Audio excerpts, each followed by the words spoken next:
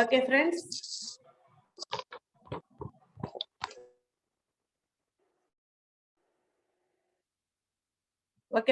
ఈరోజు మనకు పలమరేరు నుంచి జయసుధా మేడం గారు వచ్చి ఉన్నారు.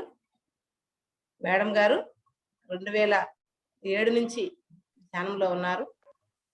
2017 నుంచి పూర్తి ధ్యాన స్థితిలోనే ఉండి ఎక్కువ క్లాసులు 2019 నుండి జూమ్ సెషన్ మేడం గారు నడుపుతున్నారు.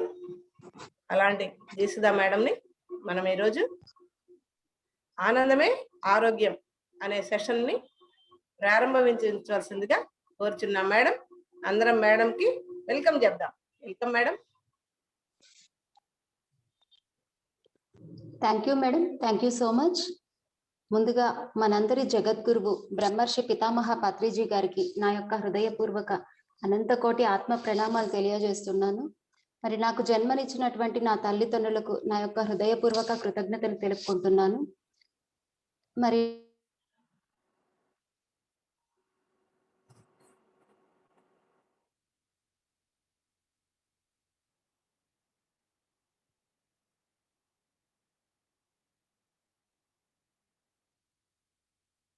మేడం, మీ నెట్ రావట్లేదు మేడం. అవునా,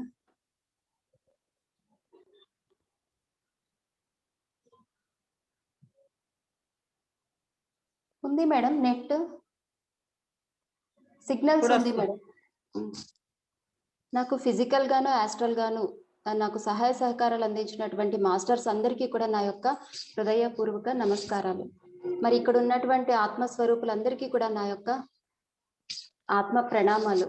మరి నాకు ఈ చక్కటి అవకాశం ఇచ్చినటువంటి పత్రిజీ ప్రబోధాలు సప్తాహాలు ఈ కార్యక్రమాన్ని నిర్వహిస్తున్నటువంటి లైట్ బీయింగ్స్ టీమ్ మెంబర్స్ అందరికీను, తర్వాత మరి పత్రి సాయి పిరమిడ్ మాస్టర్స్ అందరికీ కూడా పేరు పేరున నా యొక్క హృదయపూర్వక కృతజ్ఞతలు తెలుపుకుంటున్నాను. మాస్టర్స్, ఇప్పుడు అందరూ మనం ధ్యానానికి కూర్చుందాం. ఇక్కడ కొత్త వాళ్ళు ఎవరైనా ఉన్నారా మేడం?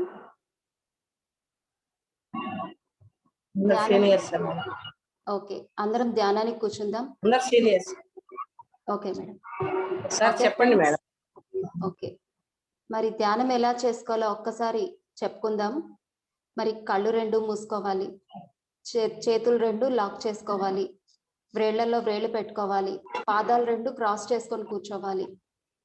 కంఫర్టబుల్ గా సుఖాసనంలో రిలాక్సింగ్ గా కూర్చోండి ఫ్రెండ్స్. మరి చక్కగా కళ్ళు మూసుకుందాం. మరి మీకు ఏది కనిపిస్తూ ఉంటే దాన్ని గమనిస్తూ ఉండండి. చీకటి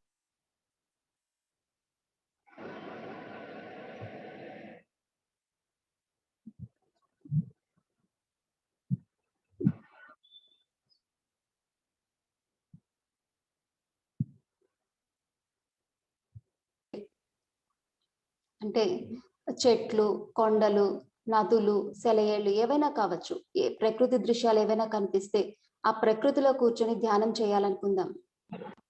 మాస్టర్స్ ఎవరైనా కనిపిస్తే వారి సమక్షంలో కూర్చొని ధ్యానం చేయాలనుకుందాం. మరి అందరం చక్కగా ధ్యాన స్థితిలో ఉందాం ఫ్రెండ్స్. ఎవరూ కళ్ళు తెరవకండి. మనమందరం సైలెన్స్ మెడిటేషన్ చేసుకుందాం.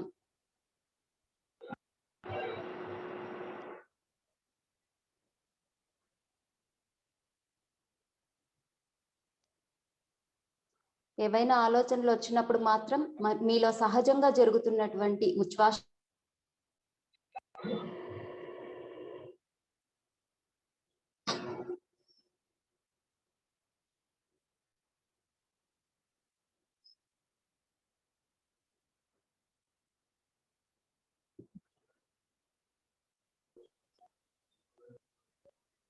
మనతో మనం కలిసి ఉందాం.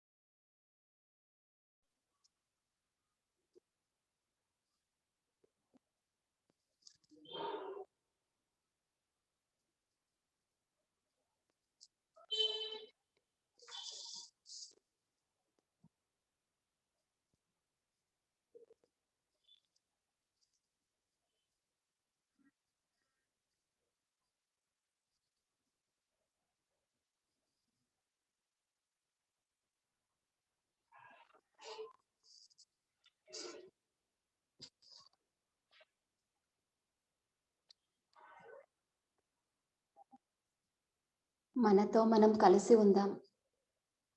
మన శ్వాసతో మనం కలిసి ఉందాం.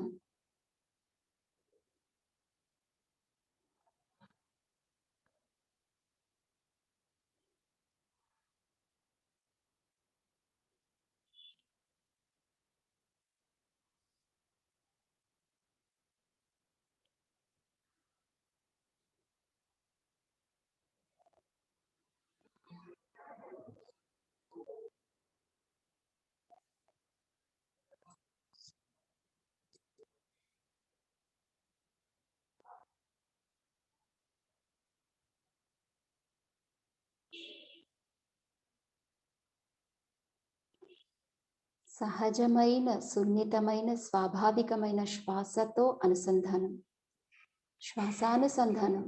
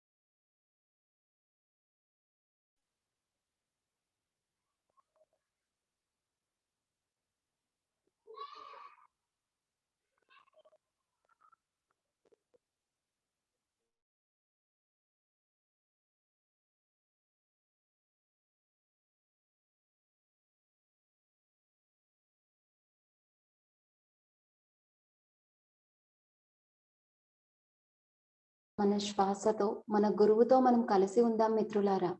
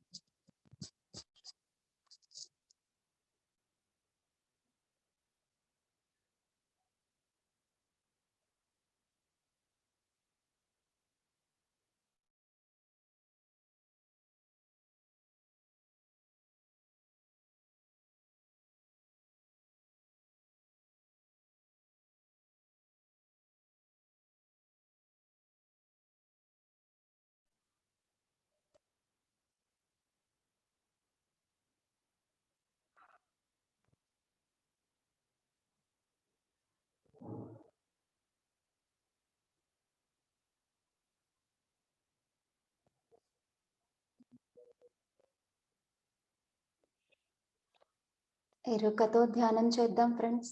ఏవైనా ఆలోచనలు వస్తూ ఉంటే మీలో సహజంగా జరుగుతున్నటువంటి శ్వాసను గమనించండి. శ్వాసను గమనించడం వలన క్రమక్రమంగా ఆలోచనలు తగ్గుతూ ఆలోచన రహిత స్థితిని పొందుతాం. మరి ఆలోచన రహిత స్థితే అసలైన ధ్యాన స్థితి. ఆ ధ్యాన స్థితిలో చక్కగా ఉందాం ఫ్రెండ్స్.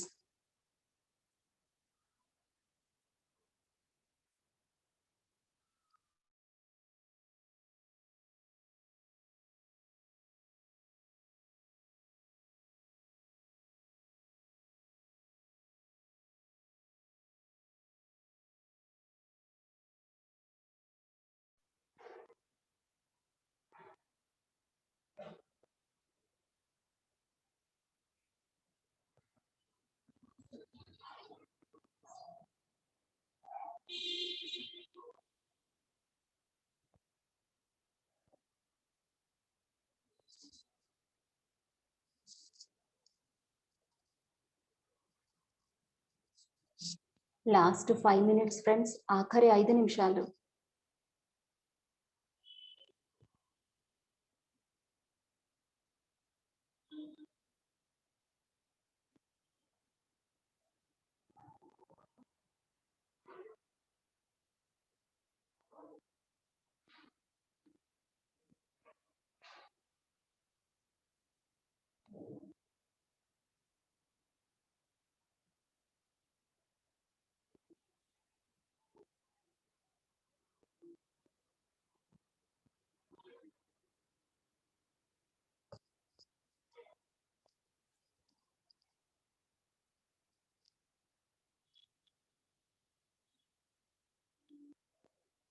లాస్ట్ 5 మినిట్స్ ఫ్రెండ్స్, ఆఖరి 5 నిమిషాలు. చక్కటి ధ్యాన స్థితిలో ఉందాం.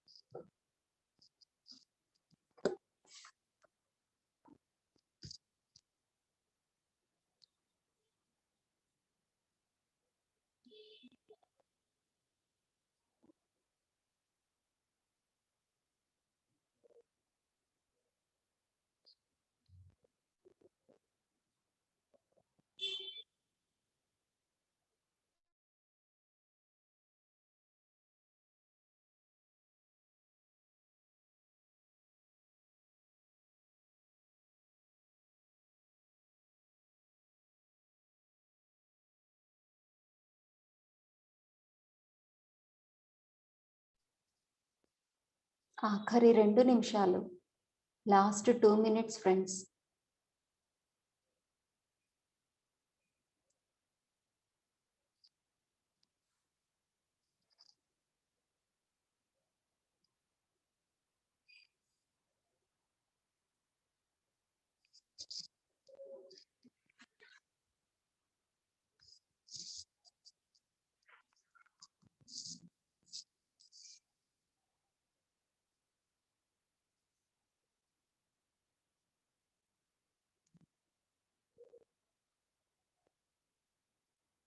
శ్వాస మీద ధ్యాస. మన శ్వాసతో మనం కలిసి ఉందాం.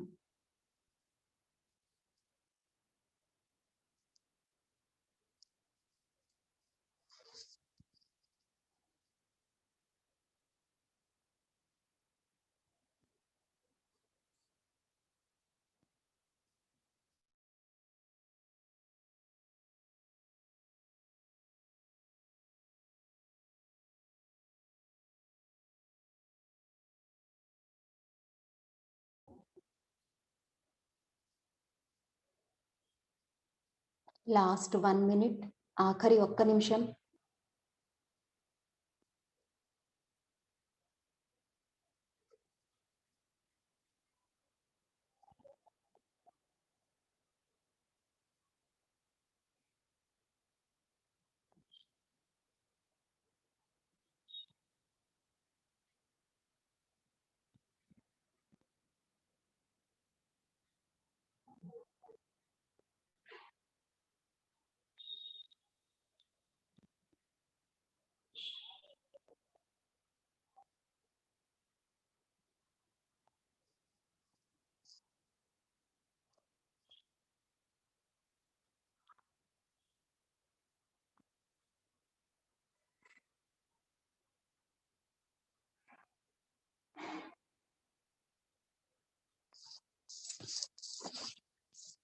లాస్ట్ 30 సెకండ్స్, ఆఖరి 30 సెకండ్లు ఫ్రెండ్స్.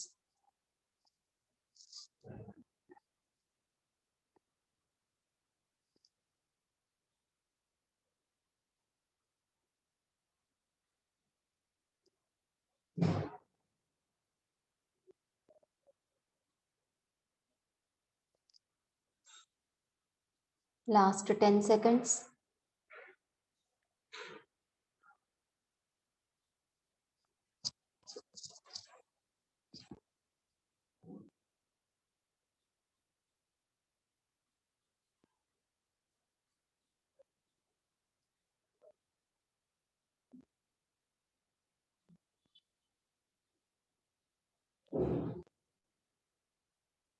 ఓకే ఫ్రెండ్స్, రెండు చేతులు తీసి కళ్ళ మీద పెట్టుకుందాం. 5 4 3 2 1 0. నిదానంగా కళ్ళు తీస్తూ మన అరచేతులను చూసుకుందాం ఫ్రెండ్స్. ఒక్కసారి ధ్యానానికి కృతజ్ఞతలు తెలుపుకుందాం. మరి ధ్యానానికి చక్కగా సహకరించిన మన శరీరానికి కృతజ్ఞతలు తెలుపుకుందాం. Thank you friends. మరి ఈరోజు మనము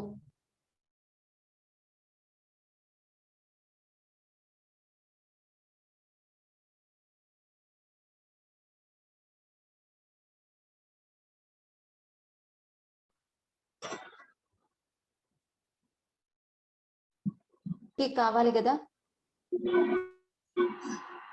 మరి నేటి సమాజంలో ప్రతి మానవుడు ఎన్నో అనారోగ్య సమస్యలతో బాధపడుతున్నాడు.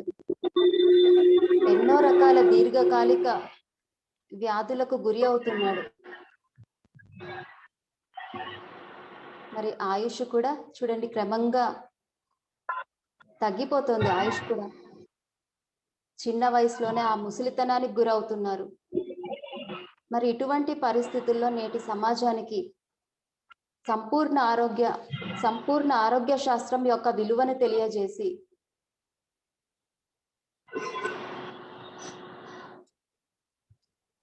మరి ప్రజలందరికీ చక్కటి అవగాహన కల్పించి ప్రజలందరూ ఆరోగ్యంగా ఆనందంగా జీవించడానికి పిరమిడ్ స్పిరిచువల్ సొసైటీస్ యొక్క ధ్యాన ఆరోగ్య విధానం నిర్దేశించబడి ఉంది. మేడం సౌండ్లు వస్తాయి మేడం. మేడం సౌండ్లు వస్తాయి మేడం. కొంచెం పెద్దగా చెప్పండి మేడం. సౌండ్ వస్తుంది మేడం. డిస్టర్బెన్స్ వస్తుంది మేడం. ఎవరో మ్యూట్ చేసుకోమని చెప్పండి. మరి ఇటువంటి పరిస్థితులు మనం ఎందుకు పొందుతున్నాం, వీటికి కారణం ఏంటి అంటే దీనికి కారణం ఏంటంటే మరి మన యొక్క సరికాని ఆలోచన విధానాలు, అంటే అశాస్త్రీయమైన అడ్డదిడ్డమైన ఆలోచన విధానాలు, సరికాని ఆహార విధానం, ఇంకా మన యొక్క వాక్కును దుర్వినియోగం చేయటం, ఇవన్నీ ముఖ్య కారణాలు అన్నమాట. వీటి వలన మన అనారోగ్యాన్ని మనము పొందుతున్నాం. మరి మనము వీటన్నింటినీ కూడా ధ్యానము, స్వాధ్యాయము, సజ్జన సాంగత్యాదుల ద్వారా వీటన్నింటినీ రూపుమాపి మరి మనలో అనారోగ్యాన్ని మరి శాశ్వతంగా నిర్మూలించడం ఎలాగో మరి ఈ విషయంపై సరియైన అవగాహన కల్పించడమే ఈ ధ్యాన ఆరోగ్య విధానం యొక్క ముఖ్య ఉద్దేశ్యం. మరి ఎన్నో దీర్ఘకాలిక వ్యాధులు అనుభవిస్తున్నాం. బీపీ, షుగర్, తర్వాత థైరాయిడ్, బ్యాక్ పెయిన్, హెడేక్, నరాలకు సంబంధించిన వ్యాధులు, ఇలాంటి ఎన్నో రకరకాల దీర్ఘకాలిక వ్యాధులతో మనము బాధపడుతున్నాం. మరి వీటన్నింటినీ కూడా ధ్యానం ద్వారా మనం పొందేటటువంటి అనంతమైన ఆ విశ్వశక్తి ద్వారా మన నాడీ మండలాన్ని చక్కగా శుభ్రం చేసుకుంటూ నాడీ మండల శుద్ధి ద్వారా మనకు మనమే స్వీయ చికిత్స చేసుకోగలం. మరి మానవుడు అంటే 7 శరీరాల సముదాయం. ఆ 7 శరీరాలు అంటే ఏంటి? భౌతిక శరీరం అంటే ఫిజికల్ బాడీ, మరి ప్రాణమయ కోశం ఎథరిక్ బాడీ, మనోమయ కోశం ఆస్ట్రల్ బాడీ, తర్వాత 4వది విజ్ఞానమయ శరీరం కాజల్ బాడీ, ఆనందమయ కోశం స్పిరిచువల్ బాడీ, తర్వాత కాస్మిక్ బాడీ విశ్వమయ శరీరం, తర్వాత నిర్వాణిక్ బాడీ నిర్వాణమయ శరీరం. ఈ 7 శరీరాల సముదాయమే మానవుడు. మరి ఇక్కడ మన 2వ శరీరం అయినటువంటి ప్రాణమయ కోశంలో 2,72,000 నాడులు విస్తరించి ఉంటాయి. ఈ 2,72,000 నాడుల సముదాయాన్నే నాడీ మండలం అంటారు. ఇప్పుడు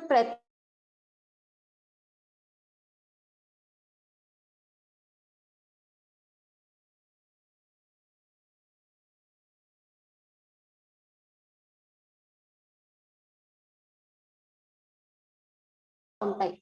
వీటిని ఏమంటాము? వీటిని షట్చక్రాలు అంటాం. మరి మన ప్రాణమయ శరీరంలోని నాడుల ద్వారానే మన భౌతిక శరీరానికి కావలసినటువంటి ఆ ప్రాణమయ శక్తి అన్నది ఆ ప్రాణశక్తి సరఫరా అవుతూ ఉంటుంది. అంటే మన భౌతిక శరీరంలోని మన గుదస్థానం నుంచి తల భాగం వరకు ఈ షట్చక్రాలన్నీ కూడా మన వెన్నెముకకు సమాంతరంగా ప్రాణమయ కోశంలో అమర్చబడి ఉంటాయి. మరి 6 చక్రాలను దాటిన తరువాత సహస్రారం అంటే ఆ చక్రాతీత స్థితి, అదే కుండలిని యొక్క చివరి స్థితి. మరి ఈ ప్రాణమయ శరీరం అని చెప్పుకున్నాం కదా, ప్రాణమయ శరీరంలో ఉన్న నాడులన్నీ కూడా ఒక్కొక్కసారి అశుద్ధంగా ఉంటాయి. దీనికి కారణం ఏంటి అంటే మనం గత జన్మల్లో చేసుకున్నటువంటి పాప కర్మల వల్ల మన నాడులన్నీ కూడా అశుద్ధంగా ఉంటాయి. మరి ఆ నాడులన్నీ అశుద్ధంగా ఉండడం వల్ల అక్కడ ప్రాణశక్తి సరఫరా అన్నది సరిగ్గా జరగదన్నమాట. మరి దాని ఫలితంగా మనము అనారోగ్య సమస్యలను అనుభవిస్తూ ఉంటాం. అక్కడ ప్రాణశక్తి అక్కడ క్షీణించి ఉంటుంది కాబట్టి ఆ భాగాల్లో మనము అనారోగ్య సమస్యలను పొందుతూ ఉంటాం. మరి ఇక్కడ పాపకర్మలు అని చెప్పుకున్నాం. పాపకర్మలు అంటే ఏంటి?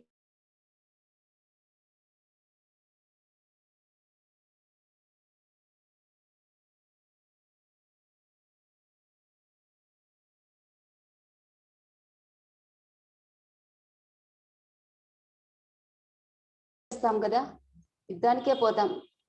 అలాగే మరి ఒక జీవి మరి హాయిగా జీవిస్తున్నటువంటి ఒక జీవిని మనము బలవంతంగా ఆ జీవిని చంపి దాన్ని వండుకొని తీసుకునే ఆహారం మరి ఎంత పాపం చూడండి. మరి ఇటువంటి పాపకర్మల వల్ల మన నాడీ మండలం అంతా అశుద్ధంగా అవుతుంది. అంతేకాకుండా మన హింసాత్మకమైనటువంటి కార్యకలాపాలు, ఇతరుల మీద నింద వేయటం, ఇతరుల్ని జడ్జి చేయటం, తప్పు పట్టడం, కామెంట్ చేయటం, ఇవన్నీ అహింసతో చూడండి హింసాత్మకమైనటువంటి కార్యకలాపాలు. ఇటువంటి వాటి వల్ల మన నాడీ మండలం అశుద్ధంగా ఉంటుందన్నమాట, అశుద్ధంగా అవుతుంది.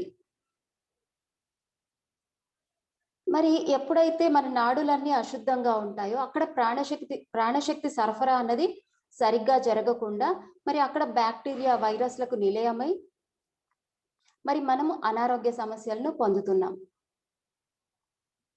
ఇలా క్రమక్రమంగా మన దేహం మొత్తం ఎన్నో అనారోగ్య సమస్యలకు గురి అయి మరి ఒక దేవాలయంగా ఉండాల్సినటువంటి శరీరం ఒక రోగాలయంగా తయారవుతోంది. కాబట్టి దీన్ని మనం ఎప్పుడైతే ధ్యానం చేస్తామో ధ్యానం ద్వారా మనం పొందేటటువంటి విశ్వశక్తితో మన నాడీ మండలాన్ని చక్కగా శుద్ధి చేసుకుంటూ మనము చక్కటి ఆరోగ్యాన్ని పొందగలుగుతాం.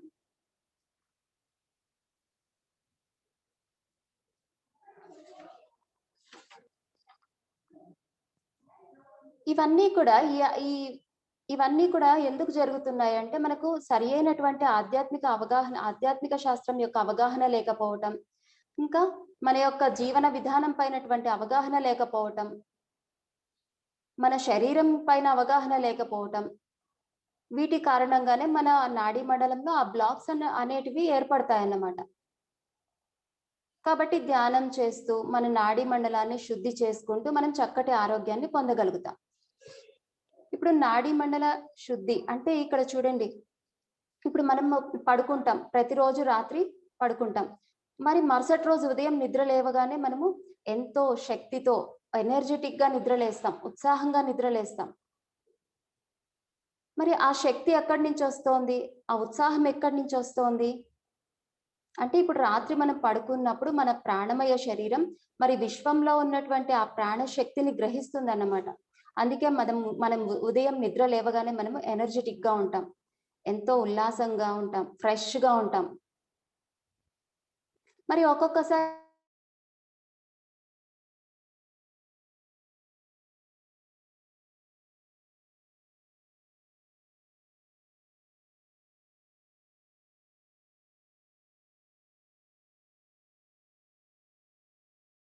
మన శరీరంలో కొన్ని భాగాల ద్వారా ప్రాణశక్తిని కోల్పోతూ ఉంటాం. అంటే మన కండ్ల ద్వారా, తర్వాత మన వాక్కు ద్వారా, మన చేతి వేళ్ళ చివర్ల ద్వారా, మన పాదాల వేళ్ళ చివర్ల ద్వారా మనం శక్తిని కోల్పోతూ ఉంటాం. ధ్యానంలో మనం ఏం చేస్తాం? కళ్ళు 2 మూసుకుంటాం. మరి మన నోరు మూసుకుంటాం. చేతులు 2 లాక్ చేసుకుంటాం. పాదాలు 2 క్రాస్ చేసుకుంటాం. కాబట్టి అక్కడ ప్రాణశక్తి అన్నది అక్కడ కోల్పోవడం జరగదు. అదే విధంగా మనం ధ్యాన స్థితిలో ఉన్నప్పుడు అనంతమైన విశ్వశక్తిని కూడా మనము గ్రహిస్తూ ఉంటాం. మరి ఈ 2 అట్ ఏ టైంలో జరగడం వల్ల, ఏకకాలంలో జరగడం వల్ల మనము ఆ ప్రాణశక్తిని ఎన్నో రెట్లు అధికంగా పొందుతూ మరి మన నాడీ మండలం అన్నది శుద్ధి జరుగుతుంది. మరి నిద్రలో పొందే ప్రాణశక్తి ద్వారా మనము మన యొక్క అనారోగ్య సమస్యలను మనము క్లియర్ చేసుకోలేము. ఆరోగ్యాన్ని మనం పొందలేం. ధ్యానం ద్వారా మాత్రమే మనము మన అనారోగ్య సమస్యలను మనం పూర్తిగా శాశ్వతంగా తొలగించుకోగలుగుతాం. ఇప్పుడు మనము ధ్యానం చేసేటప్పుడు నొప్పులు వస్తూ ఉంటాయి. ధ్యానానికి ముందు ఆ నొప్పులు ఉండవు మనకి. ధ్యానం తర్వాత కూడా ఆ నొప్పులు ఉండవు.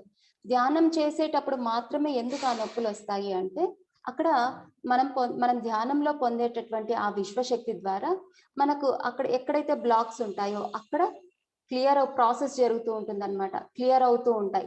ఆ క్లియర్ అయ్యేటప్పుడు మనకి నొప్పులు వస్తాయి.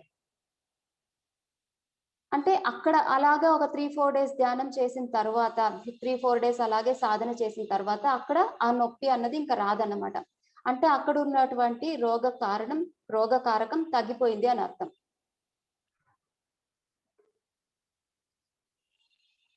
తర్వాత ఇంకొక భాగంలో నొప్పి వస్తే రావచ్చు.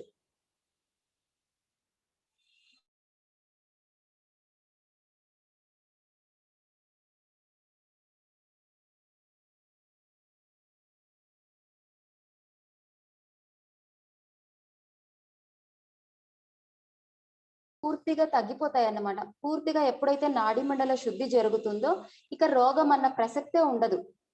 కాబట్టి మనకు ధ్యానంలో మనకు నొప్పులు వచ్చినప్పుడు మనం ఏదో భయపడాల్సిన అవసరం లేదు. మరి ఇంకా ఏం టాబ్లెట్స్ మనం యూజ్ చేయాల్సిన అవసరం లేదు. ఏ డాక్టర్ దగ్గరికి వెళ్ళకూడదు. కాబట్టి నొప్పులు వస్తున్నాయి కదా అనేసి ధ్యానం మానేయకుండా ఆ ధ్యానాన్ని మనం సహనంతో ధ్యానాన్ని కొనసాగిస్తూ ఉండాలి. ఇలా మన నాడీ మండల శుద్ధి పూర్తి అయిన తర్వాత మరి మన థర్డ్ ఐ అన్నది యాక్టివేట్ అవుతుంది. సహజంగానే ఈ ప్రాసెస్ జరుగుతుంది ఫ్రెండ్స్. నాడీ మండల శుద్ధి పూర్తి అవ్వగానే మన ఆజ్ఞా చక్రం యాక్టివేట్ అవుతుంది. మన భ్రూమధ్య అంటే అక్కడ థర్డ్ ఐ ఉంటుంది కదా, ఆ థర్డ్ ఐ అనేది మనకి యాక్టివేట్ అవుతుంది. ఇప్పుడు మన శరీరం ఇప్పుడు మన శరీరం గురించి తెలుసుకుందాం. మన శరీరం అంటే అణువులు, పరమాణువుల సముదాయం మాత్రమే అని అనుకుంటాం. ఇంకా ఇంతకన్నా ఏం కాదు, అణువులు, పరమాణువుల సముదాయం మాత్రమే అని అనుకుంటాం. కానీ మన శరీరం అంటే అణువులు, పరమాణువుల సముదాయం మాత్రమే అని అనుకుంటే అది పొరపాటే ఫ్రెండ్స్. ఎందుకంటే మరి ఈ శరీరం నిర్మాణం కావాలంటే మరి దానికి ముందుగా జ్ఞానశక్తి, ఇచ్ఛాశక్తి, క్రియాశక్తి అనే ఒక తెర వెనుక భాగం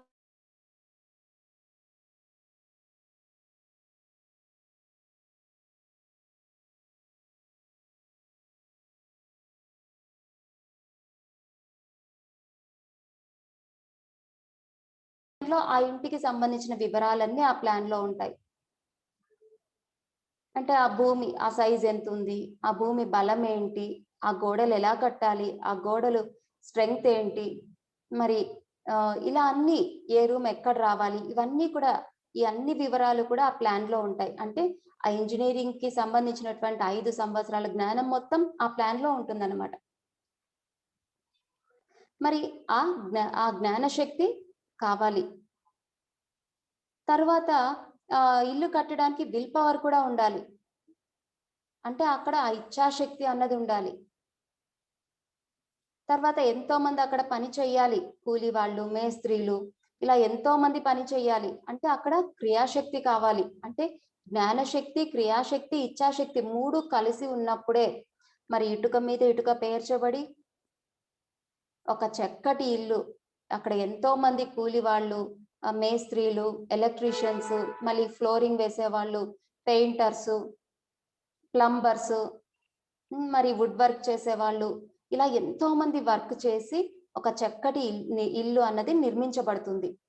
మరి తర్వాత మనము ఆ ఇంట్లో జీవించడం జరుగుతుంది అన్నమాట. అలాగే మన శరీరం కూడా ఫ్రెండ్స్, మరి మన శరీరం కూడా ఇది కూడా ఒక ఇల్లే, ఇది కూడా ఒక గృహం. మరి ఈ ఇల్లు మన సంకల్పం వల్లనే ఇది ఏర్పడింది అన్నమాట. కాబట్టి మానవ మేధస్సు సంకల్పించగా ఒక పిండం ఏర్పడి మరి దాని యొక్క పోషణకై ఎంతో మంది శరీర దేవతలు అక్కడ పని చేయగా ఒక చక్కటి శరీరం అనేది నిర్మించబడుతుంది. అంటే సూక్ష్మ శరీరానికి సంబంధించిన ఎంతో మంది ఆ సూక్ష్మ దేవతలు, అంటే ప్రకృతి దేవతలు అంటాం. ప్రకృతి దేవతలు వీళ్ళనే నేచర్ స్పిరిట్స్ అంటాం. ఎలిమెంట్స్ అంటాం. ఇలా ఎంతో మంది, కొన్ని లక్షల మంది ప్రకృతి దేవతలు, ఆ ఎలిమెంట్స్ వీళ్ళందరూ పని చెయ్యగా ఒక లివరు, ప్యాన్క్రియాస్, మరి యూట్రస్ కానీ, లంగ్స్, ఇవన్నీ కూడా మన శరీరంలోని అనేక అంగాలతో కూడినటువంటి ఒక చక్కటి శరీరం అన్నది నిర్మించబడుతుంది.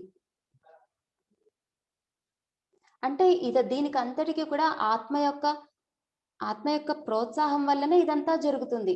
ఆత్మ పైలోకాల్లోనే ఉంటూ ఇక్కడ తనకు ఎలా కావాలో అలా ఆ శరీరాన్ని తయారు చేసుకుంటుంది అన్నమాట. మరి ఆ శరీరం పూర్తిగా తయారైన తర్వాత మరి ఆత్మ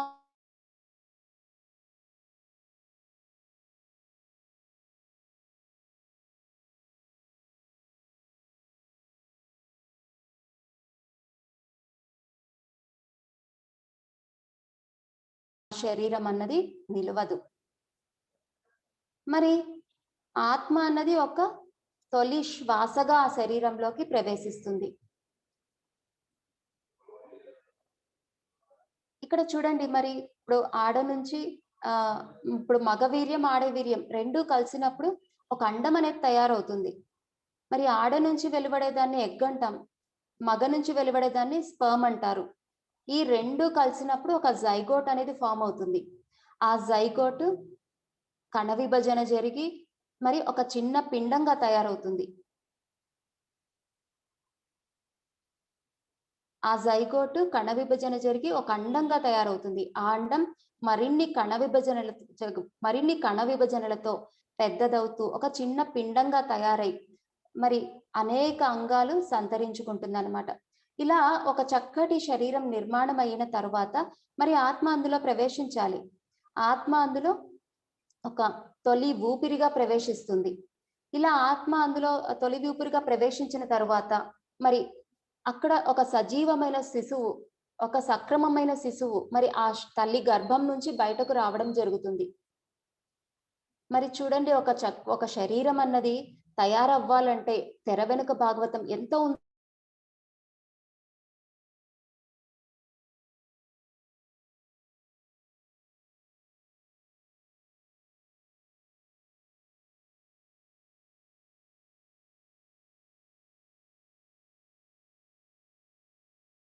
ఇవంతా మనకేమీ తెలీదు. మన శరీరాన్ని మనమే తక్కువగా భావిస్తూ ఉంటాం. దీన్ని చాలా తక్కువగా చూస్తాం. మరి ఎంత గొప్పది శరీరం చూడండి. దీన్ని మనం ఎంత ప్రేమగా చూసుకోవాలి. కాబట్టి ఇలా మరి ఇదంతా కూడా మనము థర్డ్ ఐతో చూడొచ్చు ఫ్రెండ్స్. మన కంటికి కనిపించని ఆ సూక్ష్మ దేవతలను మనము ఆ థర్డ్ ఐతో మనం చూడొచ్చు. ఎవరికైతే థర్డ్ ఐ ఉంటుందో ఇదంతా కూడా వాళ్ళు చూడొచ్చు అన్నమాట. మరి ఒక చక్కటి శరీరం తయారైన తర్వాత తల్లి గర్భం నుంచి బయటకు వచ్చిన తర్వాత మరి ఆ శరీరం యొక్క ఆలనా పాలన, ఆ శరీరాన్ని ప్రతి క్షణం మెయింటైన్ చేసేది కూడా ఈ యొక్క ప్రకృతి దేవతలే. మరి మన శరీరంలో ఉన్నటువంటి ప్రతి అంగం వెనుక ఎంతో మంది ప్రకృతి దేవతలు నిరంతరం పని చేస్తూనే ఉంటారు. ఎంతో మంది ప్రకృతి దేవత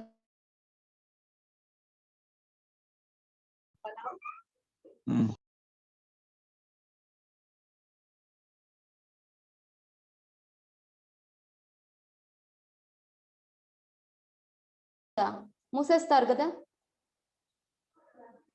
కాబట్టి మనం తినే ఆహార పదార్థాలే ఈ ముడి సరుకులు అంటే. ఇవన్నీ మనం తీసుకుంటూ ఉంటాం. లోపల పనిచేసే వాళ్ళు లేకపోతే ఏమవుతుంది శరీరము? కాబట్టి మనం తీసుకునే ఆహారం అంటే ప్రోటీన్స్ రూపంలో కానీ, కార్బోహైడ్రేట్స్, వైటమిన్స్ ఇలా మనం తీసుకునే ఆహారాన్ని మనలో ఉన్నటువంటి ఆ ప్రకృతి దేవతలు నిరంతరం శ్రమిస్తూ మరి ఆక్సిడైజ్ చేసే ఆహారాన్ని అక్కడ శక్తిగా మారుస్తాయన్నమాట. ఆ శక్తి మరి కొంతమంది ప్రకృతి దేవతలు ఏం చేస్తారు అంటే గ్లైకోజన్ రూపంలో కొంత శక్తిని నిల్వ చేస్తాయి. తర్వాత కొంత శక్తిని మన శరీర ధర్మాలు నిర్వర్తించడంలో వినియోగిస్తాయన్నమాట. ఇలా ఎంతో తెర వెనుక భాగవతం అనేది ఎంతో ఉంది. మరి మన కంటికి కనిపించేది మన భౌతిక శరీరం. ఇది భౌతికత అంటాం. మన లోపల జరుగుతున్నదంతా ఆధ్యాత్మికత. ప్రతి భౌతికత వెనకాల కూడా ఎంతో ఆధ్యాత్మికత ఉంది ఫ్రెండ్స్. ఒక శరీరం నిర్మించబడాలంటే మరి ఇంత ఆధ్యాత్మికత అవసరమైనప్పుడు మరి ఈ శరీరం మరి పుట్టినప్పటి నుంచి మరణించే వరకు ఈ శరీరానికి ఇంకెంత ఆధ్యాత్మికత అవసరమో చూడండి. కాబట్టి మన భౌతిక జీవితానికి ఆధ్యాత్మికతను జోడించినప్పుడే మన జీవితం ఎంతో అద్భుతంగా ఉంటుంది, ఆనందంగా ఉంటుంది. ఆ జ్ఞానం లేనప్పుడు కేవలం నేను ఈ శరీరాన్ని మాత్రమే కనిపించే ఇవన్నీ కూడా ఇవే శాశ్వతం అనుకున్నప్పుడు మనము ఎన్నో దుఃఖాలు అనుభవిస్తూ ఉంటాం. కాబట్టి ప్రతి ఒక్కరూ కూడా ఈ ఆధ్యాత్మిక జ్ఞానాన్ని తెలుసుకుంటూ వాళ్ళ పిల్లలకు కూడా చిన్న వయసు నుంచినే నేర్పిస్తూ ఉండాలి. శరీరం యొక్క గొప్పతనాన్ని, మరి శరీరం యొక్క ధర్మాలను, ఎలా జీవించాలో ఆ జీవన విధానాన్ని, ఇవన్నీ కూడా మనం చిన్నప్పటి నుంచినే పిల్లలకు నేర్పిస్తూ ఉండాలి. మరి ఎంత గొప్పది చూడండి. ఇప్పుడు మనకి ఒక సినిమా చూస్తాం, మరి ఆ తెర ముందర ఏం కనిపిస్తుంది? హీరోయిన్లు, విలన్స్, తర్వాత అక్కడ కామెడియన్స్, ఇలా వీళ్ళు కనిపిస్తారు. కానీ ఒక సినిమా తీయడానికి వెనుక ఎంతమంది వర్క్ చేస్తారో చూడండి. ఒక డైరెక్టరు, అసిస్టెంట్ డైరెక్టరు, తర్వాత స్టోరీ రాసేవాళ్ళు, తర్వాత పాటలు పాడేవాళ్ళు, కెమెరామెన్, రికార్డింగ్ చేసేవాళ్ళు, డాన్స్ చేసేవాళ్ళు, తర్వాత మేకప్ మెన్, ఇలా ఎంతో మంది డిజైనర్స్, డ్రెస్ డిజైనర్స్ ఎంతో మంది వర్క్ చేస్తూ ఉంటారు. మరి ఎంతో మంది వర్క్ చేసినప్పుడే ఒక చక్కటి సినిమా అన్నది నిర్మించబడుతోంది, తయారవుతోంది. కానీ దీని వెనుక జరిగే తతంగం అంతా మనకు తెలియదు. దీన్ని ఎప్పుడైతే మనం తెలుసుకుంటామో ఈ ఆధ్యాత్మికతను మనము సరిగ్గా అర్థం చేసుకోగలుగుతాం. కాబట్టి ఇంత గొప్పది మన శరీరం. ఆ శరీరాన్ని మనము ఎంతో ప్రేమగా చూసుకోవాలి, సరిగ్గా చూసుకోవాలి, చక్కగా చూసుకోవాలి. మరి ఇక్కడ సరిగ్గా చూసుకోవాలి అంటే ఎలా చూసుకోవాలి? మన శరీరానికి సరియైన ఆహారాన్ని అందించాలి. మరి సరియైన ఆహారం అంటే ఏంటి? మన శరీరానికి ముఖ్యమైన మొదటి ఆహారం ఏంటి? ముఖ్యమైనది అంటే మనం ఆక్సిజన్. శరీరంలో ఆక్సిజన్ బాగా సరఫరా అవ్వాలి. అదే విధంగా ప్రాణశక్తి అన్నది చాలా ఇంపార్టెంట్. ఫస్ట్ ఇంపార్టెంట్ ఈ ప్రాణశక్తి అన్నమాట. ఈ ఆక్సిజన్ ప్రాణశక్తితో పూర్తిగా మన శరీరంని నింపుతూ ఉండాలి. ఇప్పుడు మామూలుగా మన భౌతిక శరీరం ఈ ఈ ఆక్సిజన్ ను గ్రహిస్తూ ఉంటుంది. కానీ ఈ ప్రాణశక్తిని మనము ధ్యానం ద్వారా ఆ ప్రాణశక్తిని మనము మన శరీరానికి అందిస్తూ ఉండాలి, నిరంతరం సరఫరా చేస్తూ ఉండాలి. అప్పుడే మన శరీరం ఎంతో చక్కగా, అద్భుతంగా మరి ఎన్ని సంవత్సరాలైనా మనము జీవించగలుగుతాం. ఎందుకు మనము మామూలుగా ఆహారం అనుకుంటాం కదా ఫస్ట్ ఇంపార్టెంట్ థింగ్, కానీ ప్రాణశక్తి చాలా ఇంపార్టెంట్. ఎంతో మంది ఆహారం లేకుండా కూడా జీవిస్తున్నారు. అంటే ముమ్మడి వరం బాలయోగి ఇలా ఎంతో మంది వాళ్ళు పుట్టినప్పటి నుంచి వాళ్ళు జీవించినంత కాలం ఏ ఆహారాన్ని వాళ్ళు తీసుకోలేదు. కేవలం ధ్యానం ద్వారా పొందినటువంటి ఆ ప్రాణశక్తి ద్వారా, ప్రాణశక్తితోనే వాళ్ళు జీవిస్తున్నారు. ఆ యోగ శక్తి, ఆ ధ్యాన శక్తి ద్వారానే వాళ్ళు జీవిస్తున్నారు. ఎంతో మంది మాస్టర్స్ ఇప్పుడు కూడా కొన్ని వేల మంది ఏ ఆహారం తీసుకోకుండా కేవలం ఆ ప్రాణశక్తి ద్వారానే జీవిస్తున్నారు. మరి సెకండ్ ఇంపార్టెంట్ థింగ్ ఏంటి అంటే నీరు.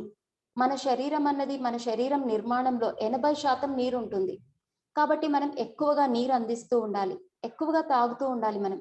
అందుకే ఋషులు కమండలంలో నీరు ఉంచుకుంటారనమాట. వాళ్ళ పక్కన కమండలంలో నీళ్లు పెట్టుకుంటారు. ఎందుకంటే ఇప్పుడు వాళ్ళు ధ్యానం చేస్తూ వాళ్ళు ఎంతో విశ్వశక్తిని వాళ్ళ శరీరానికి అందిస్తూ ఉంటారు. మరి నీరు కూడా ఎక్కువగా తాగుతూ ఉంటారు. మరి అప్పుడప్పుడు మాత్రమే ఎప్పుడో కొంత ఆహారాన్ని వాళ్ళు స్వీకరిస్తూ ఉంటారు. ఒక ప్రసాదం లాగా కొద్దిగా ఆహారాన్ని వాళ్ళు అందిస్తూ ఉంటారు వాళ్ళ శరీరానికి.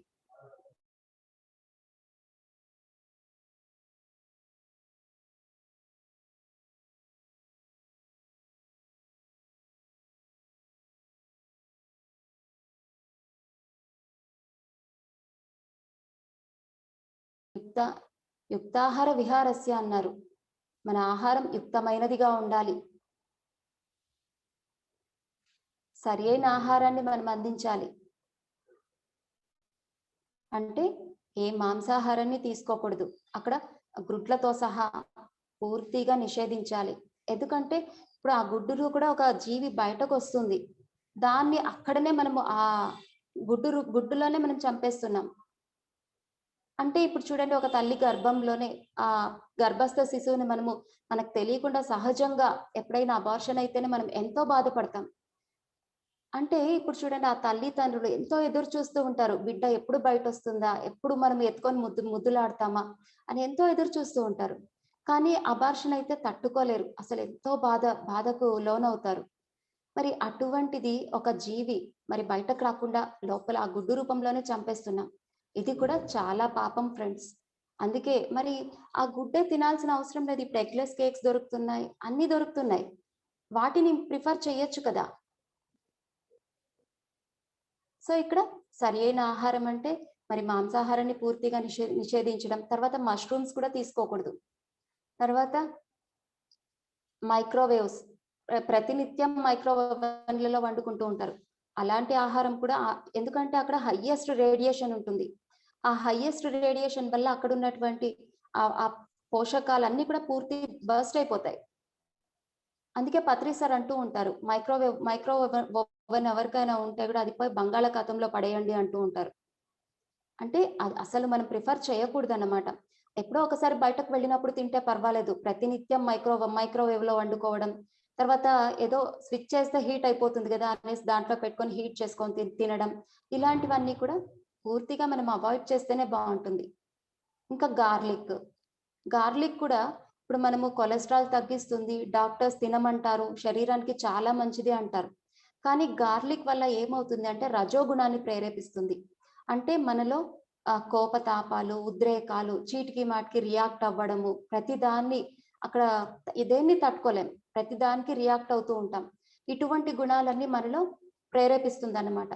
కాబట్టి ఇప్పుడు అలా రియాక్ట్ అయినప్పుడు ఆ కోపము ఇలాంటి వాటి వల్ల ఏమవుతుంది, మన శరీరంలో ఆ విషపూరితమైనటువంటి కెమికల్స్ రిలీజ్ అవుతూ ఉంటాయి. మరి వాటి వల్ల మన శరీరానికే చెడు జరుగుతుంది, మన శరీరానికే హామ్ అది. కాబట్టి దాన్ని తీసుకోకుండా ఉండడం వల్ల మనం ఆధ్యాత్మికంగా ఉన్నతంగా ఎదుగుతాం.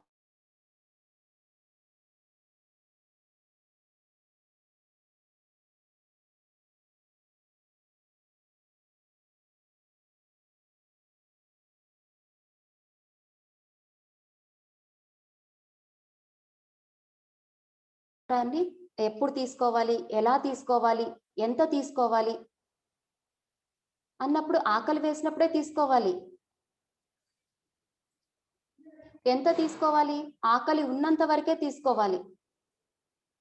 ఊరూరికే తినేస్తూ ఉంటాం. ఏదో ఒక స్వీట్ కనిపిస్తుంది మనకి, ఆకలి ఉండదు అసలు. కానీ తినేస్తా ఉంటాం. కానీ అలా తీసుకోవడం వల్ల అక్కడ ఆకలి లేకుండా మన శరీరం అక్కడ వద్దు అని చెప్తుంది. కానీ మనము తినేస్తూ ఉంటాం. దానివల్ల ఏమవుతుంది? మనమే బాధపడతాం. అబ్బా! తినకుండా ఉండింటే బావున్ను. ఏదో మజ్జరంగా ఉంది. లేజీగా ఉంది. మనమే ఊరికే తిన్నామప్పా అనుకుంటాం. తర్వాత 2 గంటలు అవస్థ పడతాం మళ్ళా. కాబట్టి ఇక్కడ సరియైన ఆహారాన్నే మనం తీసుకోవాలి. యుక్తమైన ఆహారాన్నే తీసుకోవాలి. ఎంతో చక్కగా వివరించారు శ్రీకృష్ణ పరమాత్మ భగవద్గీతలో. యుక్తాహార విహారస్య. యుక్తమైన ఆహారాన్నే స్వీకరించాలి. అప్పుడే మనం ఆధ్యాత్మికంగా ఉన్నత స్థితికి ఎదగాలన్నప్పుడు మన శరీరానికి మనం సరియైన ఆహారాన్నే అందించాలి.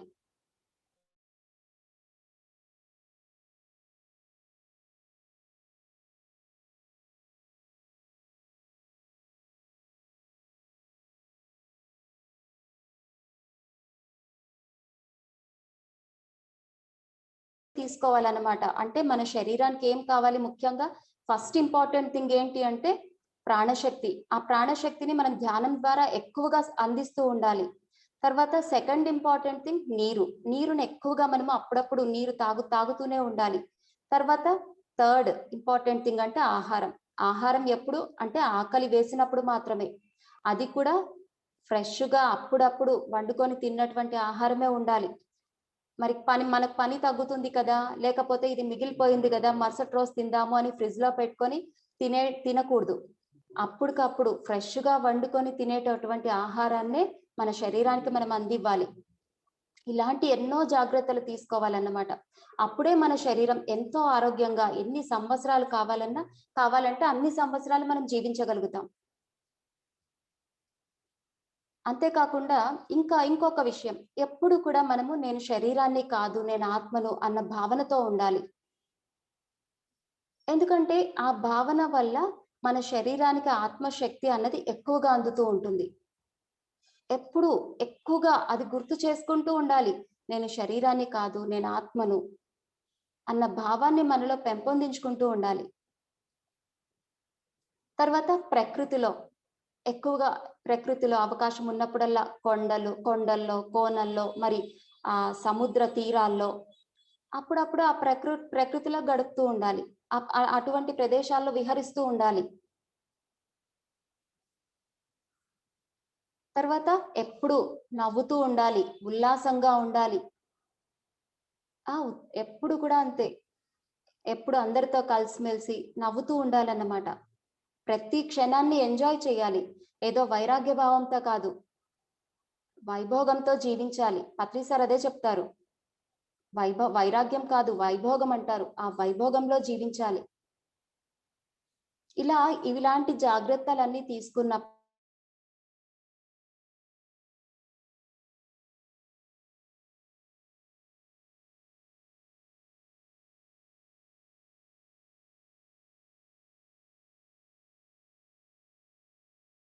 జీవించకూడదు. ఇది మీ వల్లనే నాకు జరిగింది. మీ వల్లే ఇలా అయ్యింది. అలా కాదు. ఎవరి వాస్తవానికి వారే సృష్టికర్తలు.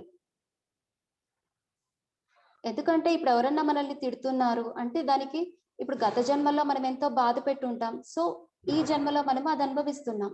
ఇక్కడ ఆ కర్మ ప్రక్షాళన అనేది అవుతూ ఉంది. కర్మ అనేది క్లియర్ అవుతూ ఉంది.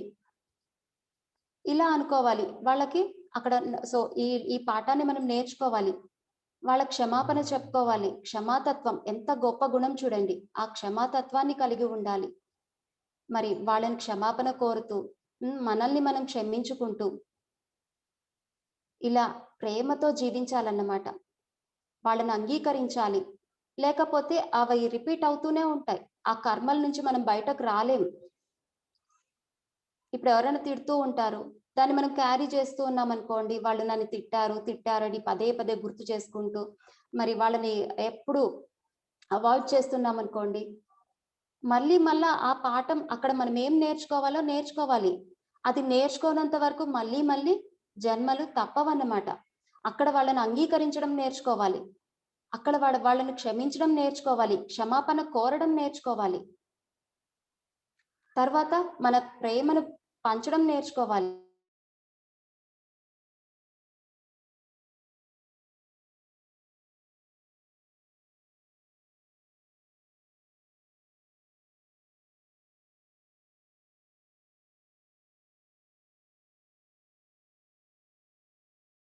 నుంచి మనం బయటపడగలుగుతాం. కాబట్టి మన వాస్తవాలకు మనమే సృష్టికర్తలు అన్నది ఎప్పుడు మనం గుర్తుంచుకోవాలి. అక్కడ ఏం నేర్చుకోవాలి, నేర్చుకున్నప్పుడే మనలో ఉన్నటువంటి ఆ బ్లాక్స్ అనేవి క్లియర్ అవుతాయి. ఎప్పుడు ఎంత ధ్యానం చేస్తాము, ఎంతో సాధన చేస్తాం, ఇక్కడ మనల్ని మనం మార్చుకోకపోతే మనం ఇంకా ఉన్నత స్థితికి ఎదగలేం. కాబట్టి మనల్ని మనం చెక్ చేసుకుంటూ, మనం ఏం నేర్చుకోవాలో నేర్చుకుంటూ, మనకు మనం దగ్గర అయినప్పుడే మనం ఉన్నత స్థితికి ఎదుగుతాం ఫ్రెండ్స్.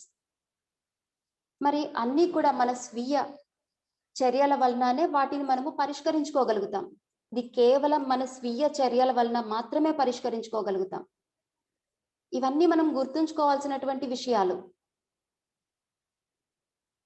కాబట్టి మన పాపకర్మలు పూర్తిగా దగ్ధం అవ్వాలంటే ముఖ్యంగా శాకాహారాన్ని మాత్రమే భుజించాలి, శుద్ధమైన సాత్విక ఆహారాన్ని మాత్రమే భుజించాలి. ఇప్పుడు వరకు మనం చెప్పుకున్నాం కదా, అటువంటి ఆ సరి అయిన ఆహారాన్ని, యుక్తమైన ఆహారాన్నే మనం తీసుకోవాలి. మరి అవసరమైనప్పుడు మన ఊర్లో ఏదైనా పిరమిడ్స్ అందుబాటులో ఉన్నాయనుకోండి, మరి మన ధ్యానాన్ని ఆ పిరమిడ్ శక్తితో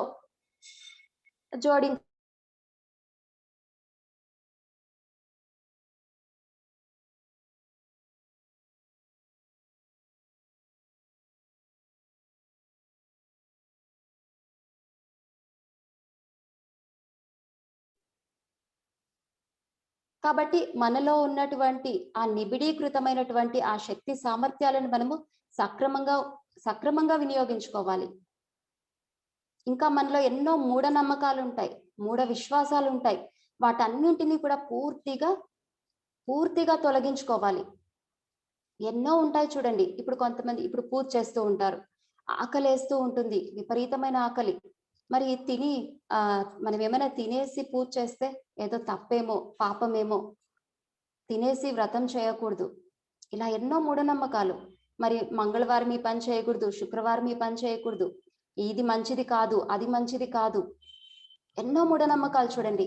మరి ధ్యానానికి ముందు ప్రతి ఒక్కరిలో, నాలో కూడా నేను పెద్దవాళ్ళు ఎలా చెప్తేనే అది నమ్మేదాన్ని. కానీ ధ్యానం చేసిన తర్వాత ఇవన్నీ నాకు సత్యం అనేది అర్థమైంది. భూమి మీద మంచి చెడు అన్నది లేదు, ప్రతిదీ మంచిదే, మంచి చెడు లేదు, ఉన్నదంతా ఒక్కటే. అక్కడ చెడు అన్నది ఏమీ లేదు, ప్రతిదీ గొప్పదే. ప్రతి దాంట్లో ఉన్నది, అంతటా నిండి ఉన్నది ఆ దైవ పదార్థమే అన్న సత్యం నాకు అర్థమయ్యింది. మరి ఇంకా చూడండి, పీరియడ్స్ లో ఉన్న వాళ్ళని ఎంతో తక్కువగా చూస్తూ ఉంటారు, ఏదో అంటరాని వాళ్ళలాగా చూస్తూ ఉంటారు. పీరియడ్స్ లో ఉండే వాళ్ళనైతే ఇంట్లో కూడా రానిచ్చుకోరు.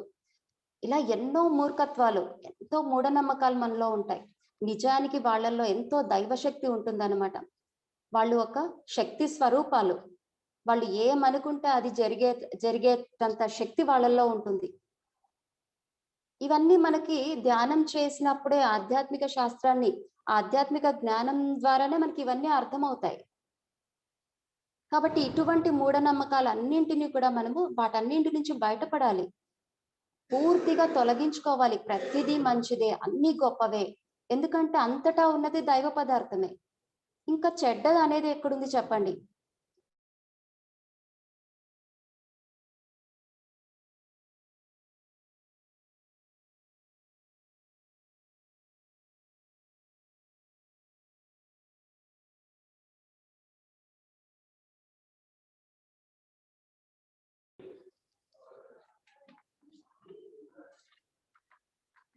కాబట్టి మనం ఆరోగ్యం పొందడానికి కానీ, తర్వాత మన రోగం పోగొట్టుకోవడానికి కానీ మనమే బాధ్యత వహించాలి.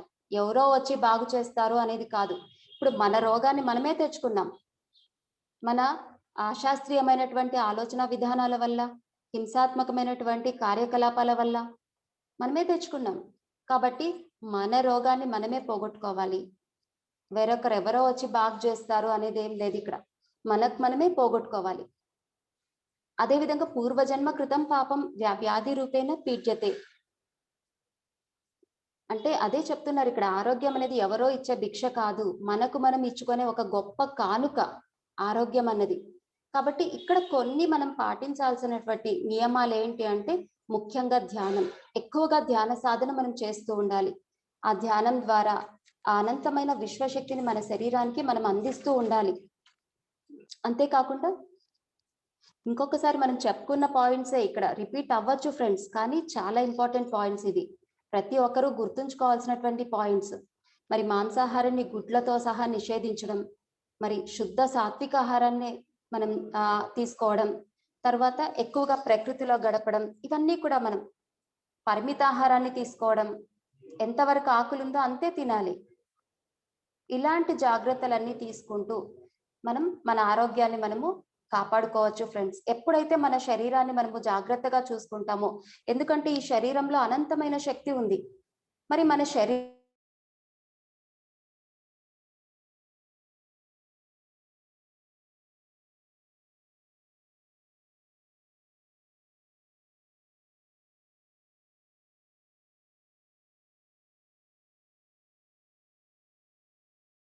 గొప్ప వాళ్ళమే. తర్వాత ఇంకా మనలో కొన్ని భావాలు ఉంటాయి. యద్భావం తద్భవతి. అంటే ఇప్పుడు చూడండి, నాకు వయసు అయిపోతుంది కాబట్టి మోకాళ్ళ నొప్పులు స్టార్ట్ అవుతాయి, మరి కంటి చూపు తగ్గుతుంది, వినికిడి తగ్గిపోతుంది, ఇవన్నీ మాట్లాడుతూ ఉంటాం.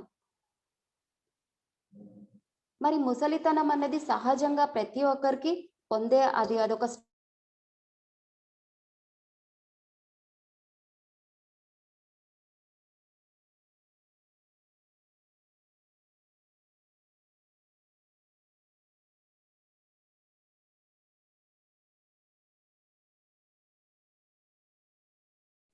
ఇవి మనం పొందుతాం, ఇవి వచ్చేస్తాయి, మనకి ఫిక్స్ అయిపోతాం మనం.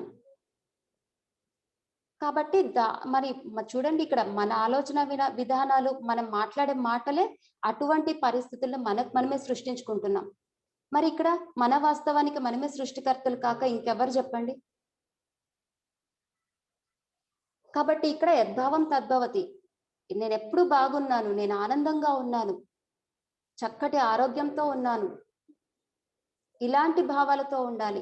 ఇప్పుడు మనమేమో బాగుంటాం, ఇతరులు ఎవరైనా ఇటువంటి మాటలు మాట్లాడితే వాళ్ళ దగ్గర కూడా కొంచెం సాక్షిభూతంగా ఉండడమో, లేదా అక్కడి నుంచి ఎస్కేప్ అవ్వడమో, తప్పించుకోవడమో ఏదో ఒకటి చేయాలి.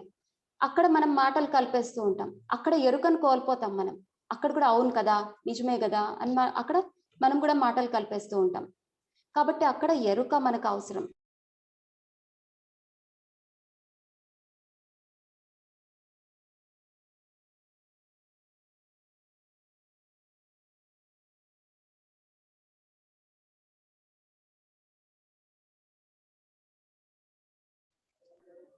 కాబట్టి ఇటువంటి జాగ్రత్తలన్నీ మనం తీసుకుంటూ ప్రతి క్షణం మనము ఆరోగ్యంగా ఆనందంగా జీవించవచ్చు ఫ్రెండ్స్. మరి ఇంకా మన శరీరానికి ఇప్పుడు ఆల్కహాల్, మత్తు పదార్థాలు ఇటువంటివన్నీ అందిస్తూ ఉంటాం. మరి అటువంటి పదార్థాలు అందించడం వల్ల మరి బాడీ ఆర్గన్స్ అన్ని కూడా దెబ్బతింటాయి. అక్కడ ప్రకృతి దేవతలు వీటన్నింటినీ కూడా యాక్సెప్ట్ చేయవు ఫ్రెండ్స్. మన శరీరాన్ని చక్కగా చూసుకోవు. కాబట్టి అటువంటి పదార్థాలను కూడా మనం పూర్తిగా నిషేధించాలి. ఎప్పుడు మనం వండుకొని తినే ఆహారం ఎప్పుడు తాజాగా ఉండాలి, ఫ్రెష్గా ఉండాలి, అప్పటికప్పుడు వండుకొని తినాలి.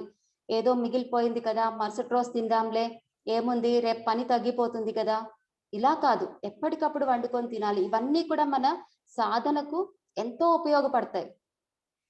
మరి అటువంటి ఫ్రిడ్జ్ లో పెట్టుకొని తినడం వల్ల తమో గుణాహారం అంటాం. అవన్నీ మన సాధనకు అవన్నీ డిస్టర్బెన్సెస్. కాబట్టి ఈ జాగ్రత్తలన్నీ మనం తీసుకోవాలి ఫ్రెండ్స్. ఇప్పుడు ఒక ఇంట్లో మనం ఉన్నాం, ఆ ఒక ఇంట్లో మనం ఉన్నామన్నప్పుడు ఆ ఇల్లే మనం కదా, ఆ ఇల్లే నేను అనను, ఆ ఇంట్లో నేనున్నాను అంటాను. అదే విధంగా ఈ శరీరంలో మనం ఉన్నాం, కానీ ఈ శరీరం మనం కాదు. ఇదే ఆత్మ విజ్ఞానం అంటే ఇదే ఫ్రెండ్స్. ఆత్మ విజ్ఞాన శాస్త్రం అంటే ఇదే. మరి ఇటువంటి విషయాలను చిన్న వయసు నుంచే మన పిల్లలకు మనం బోధిస్తూ ఉండాలి. ఆ సత్యాన్ని మనం పంచుతూ ఉండాలి. అప్పుడే వాళ్ళు సరియైన విధంగా పెరుగుతారన్నమాట. వాళ్ళ జీవితాలు కూడా ఎంతో అద్భుతంగా వాళ్ళు జీవిస్తారు. కాబట్టి ఇటువంటివన్నీ కూడా మనం చిన్న వయసులోనే పిల్లలకు ఆ జ్ఞానాన్ని మనం అందిస్తూ ఉండాలి. ఇంకా చిన్న చిన్న పాపాలు చిన్న చిన్న రోగాలు, పెద్ద పెద్ద పాపాలు పెద్ద పెద్ద రోగాలు. ఇప్పుడు చిన్న చిన్న పాపాలు చేస్తే చిన్న చిన్న రోగాలు అనుభవిస్తాం. మరి ఆ చిన్న చిన్న రోగాలకు చిన్న చిన్న ధ్యానాలు సరిపోతాయి. పెద్ద పెద్ద పాపాలకు పెద్ద పెద్ద రోగాలు. మరి ఆ పెద్ద పెద్ద రోగాలను పెద్ద పెద్ద సాధనల ద్వారానే మనం క్లియర్ చేసుకోగలుగుతాం. మరి ఎన్నో అనారోగ్య సమస్యలను పెట్టుకొని నేను ఒక గంట సాధన చేస్తాను, లేదా నేను 3 ఏండ్లు 4 ఏండ్ల నుంచి చేస్తానా, రోజుకు ఒక గంట చేస్తాను అంటే ఏం ప్రయోజనం? అది మనకు సరిపోదు. మన శరీర అవసరాలకే సరిపోతుంది అది. మన శరీరంలో ఇన్ని అనారోగ్య సమస్యలు పెట్టుకొని మనం సాధన తక్కువ చేస్తే అది సరిపోదు. మన మన రోగాన్ని బట్టి మనం సాధన చేయాల్సి ఉంటుంది. మరి ఇంకా మనం ప్రతి క్షణం ఆనందంగా జీవించడం నేర్చుకోవాలి. మనం ఎంత కాలం జీవిస్తామో అంతకాలం మనం ఆనందంగా జీవించాలి. ఆ ఆనంద శాస్త్రాన్ని మనం తెలుసుకోవాలి. ఇప్పుడు అలెగ్జాండర్, అందరూ వినింటాం కదా, అలెగ్జాండర్ మహాచక్రవర్తి. ఆయన ప్రపంచ దేశాలన్నింటినీ ధ్వంసం చేసి తిరిగి తన రాజ్యానికి బయలుదేరి వెళ్తూ ఉంటాడు. తన రాజ్యానికి చేరువవుతున్నటువంటి సమయంలో ఒక చోట తను విశ్రాంతి తీసుకోవాలనేసి ఒక చోట ఆగడం జరుగుతుందన్నమాట. అక్కడ ఆ రాజభటులను పిలుస్తాడనమాట. పిలిచి మరి ఇక్కడ ఏమైనా చుట్టుపక్కల వింతలు విశేషాలు ఏమైనా ఉన్నాయా అనేసి రాజభటులను అడుగుతాడు. అప్పుడు వాళ్ళు చెప్తారనమాట, ఇక్కడ ఆ వింతలు విశేషాలు ఏమీ లేవు, కానీ ఒక వ్యక్తి ఉన్నాడు, ఆయన పేరు డయోజెనిస్. ఆయన ఒక గొప్ప యోగీశ్వరుడు, ఆయనకు మంచి పేరు ప్రఖ్యాతులు ఉన్నాయి అనేసి చెప్తారన్నమాట. సరే అయితే ఆయన్ని నా దగ్గరకు తీసుకురా అని చెప్తారనమాట. అప్పుడు వాళ్ళు చెప్తారు, ఆయన ఎవరి దగ్గరికి రారండి, మీరే ఆయన దగ్గరికి వెళ్ళాలి అనేసి అంటారు. సరే అనేసి ఈ అలెగ్జాండరు ఇంకా ఆయన దగ్గరికి ఈయన వెళ్తాడు. వెళ్ళి డయోజెనిస్ ఏంటి నీ ప్రత్యేకత అనేసి అంటాడనమాట. అప్పుడు ఆయన చెప్తాడు, ఆ డయోజెనిస్ అంటాడు ఏమంటే, ఇప్పుడు మీ ప్రశ్నకు నేను సమాధానం చెప్పాలి కదా, నేను సమాధానం చెప్పడానికన్నా ముందుగా మిమ్మల్ని నేను ఒక ప్రశ్న అడుగుతాను, దానికి మీరు సమాధానం చెప్పండి, తర్వాత నేను మీ ప్రశ్నకు సమాధానం చెప్తాను అనేసి అంటాడు. మరి ఏంటి అడుగు అనేసి మరి ఆ అలెగ్జాండర్ అనడం జరుగుతుంది అన్నమాట. అప్పుడు ఆయన అడుగుతాడు, మరి ఎందుకు నువ్వు ఈ ప్రపంచ దేశాలన్నింటిని నువ్వెందుకు ధ్వంసం చేశావు, ఎందుకు నువ్వు కొల్లగొట్టావు అనేసి అడుగుతాడు. అప్పుడు దానికి అలెగ్జాండర్ చెప్తాడు, ఏం లేదు, నేను మా రాజ్యానికి వెళ్ళిన తర్వాత నేను ఆనందంగా జీవించడానికి, మరి భోగ భాగ్యాలతో పేరు ప్రఖ్యాతులతో ఆనందంగా జీవించడానికి మరి ఇవన్నీ చేశాను అనేసి చెప్తాడు. మరి అప్పుడు ఈయన చెప్తాడు డయోజెనిస్, మరి నువ్వు ఆనందంగా ఉండాలంటే ఇన్ని చేశావు కదా, నేను ఇవేమి లేకనే ఆనందంగా ఉన్నానే. చూడండి, ఇవేమి చేయకుండానే నేను ఆనందంగా ఉన్నాను. నేను చిన్న వయసు నుంచి కూడా నేను ఇప్పటి వరకు ఆనందంగా ఉన్నాను, ప్రతి క్షణం ఎంతో ఎంజాయ్ చేస్తున్నాను అని చెప్తాడు.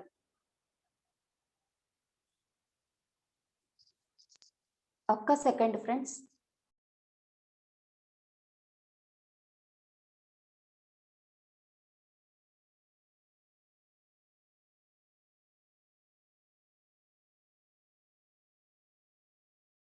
Okay friends, sorry friends. మరి అక్కడ ఉన్నటువంటి భటులు అడుగుతారు, మీరు ఎలా ఆనందంగా ఉండగలుగుతున్నారు అనేసి. అప్పుడు ఆయన డయోజెనిస్ చెప్తాడు, నేను ఉదయం నిద్ర లేవగానే ప్రతిరోజు నేను నిర్ణయం తీసుకుంటాను, ప్రతిరోజు ఈ రోజంతా నేను ఆనందంగా ఉండాలి అనేసి ఒక దృఢ నిశ్చయం తీసుకుంటాను, ఒక దృఢ నిర్ణయాన్ని తీసుకుంటాను. అంటే గట్టిగా నిర్ణయించుకుంటాను, నేను ఎటువంటి పరిస్థితులు ఎదురైనా సరే ఈ రోజంతా నేను ఆనందంగా ఉంటాను అని నిర్ణయించుకుంటాను నేను. కాబట్టి ఆ రోజు నాకు ఆహారం దొరికినా సరే దొరకకపోయినా సరే, మరి కలిమిలోనైనా లేమిలోనైనా, మానంలోనైనా అవమానంలోనైనా, మరి దుఃఖంలోనైనా సుఖంలోనైనా, ఎటువంటి పరిస్థితులు ఎదురైనా ప్రతి క్షణం నేను ఆనందంగా ఉంటాను అని చెప్తాడనమాట. ఇలా ప్రతిరోజు ఉదయం నిద్ర లేవగానే ప్రతిరోజు నేను నిర్ణయించుకుంటాను, ఈ రోజంతా నేను ఆనందంగా ఉండాలి అని నేను నిర్ణయించుకుంటాను అనేసి చెప్తాడనమాట. చూడండి ఎంత గొప్ప ఆనంద శాస్త్రమో చూడండి.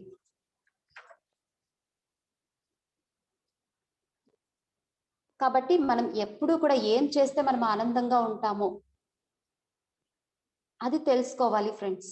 ఎప్పుడు కూడా ఇతరుల నుంచి మనం తెలుసుకోవాలి. తర్వాత పుస్తకాలు మన ఆనందాన్ని కలిగించేటటువంటి ఆ పుస్తకాలనే మనం చదవాలి.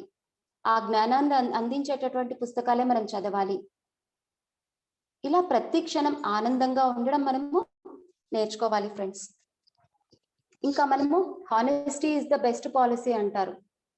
ఆ హానెస్టీగా ఉండడం నేర్చుకోవాలి. మనస వాచ కర్మణ త్రికరణ శుద్ధిగా ఉండడం నేర్చుకోవాలి. మనసులో ఒకటి పెట్టుకొని బయట ఇంకొకటి మాట్లాడడం అది సరికాని పద్ధతి ఫ్రెండ్స్. మనం ఏదైతే మన మనసులో ఉందో అదే మాట్లాడాలి. మాట్లాడిందే చెయ్యాలి, అదే ఆచరించాలి. ఆచరించిందే చెప్పాలి, చెప్పిందే చెయ్యాలి. ఇలా సత్యంలో ప్రతి క్షణం మనం సత్యంలో జీవించాలి.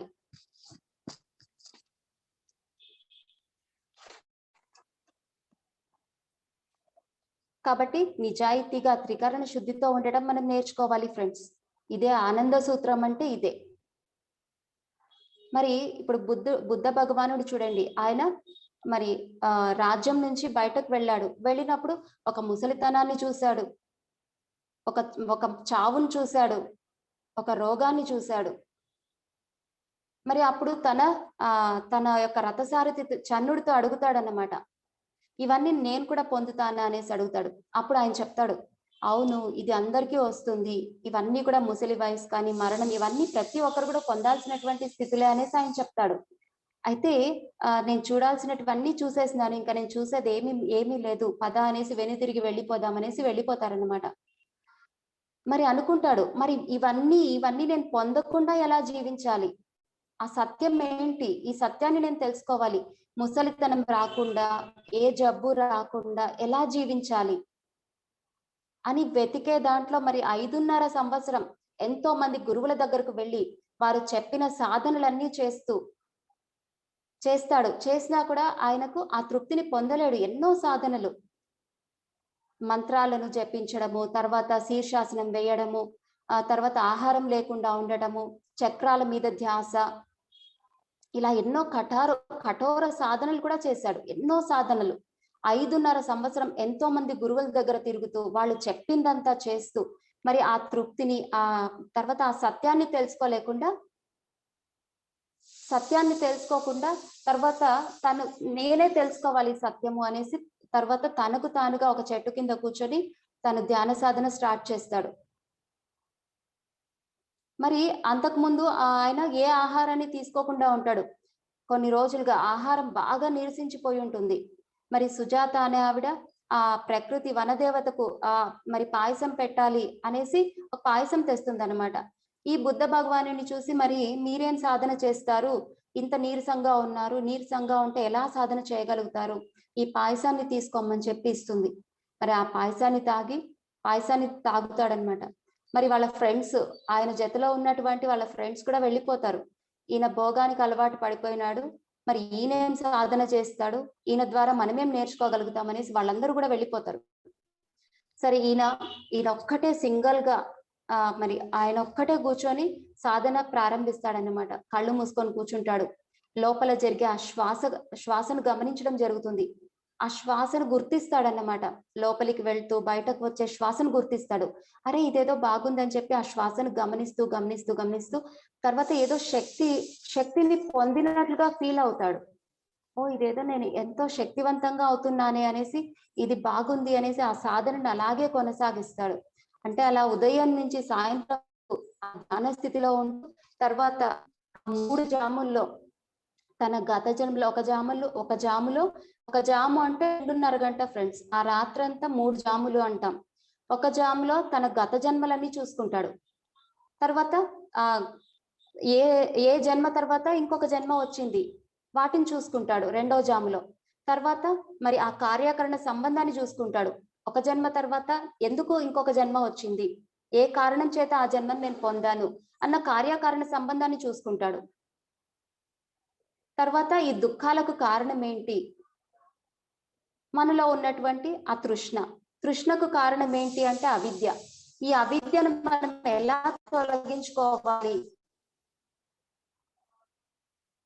కాబట్టి ఆ జ్ఞానం ద్వారా మనలో ఉన్నటువంటి ఆ తృష్ణను పూర్తిగా తొలగించుకోవచ్చు అన్న సత్యాన్ని కనుక్కున్నాడు అనమాట జ్ఞానాన్ని మొత్తం జ్ఞానాన్ని తెలుసుకున్నాడు.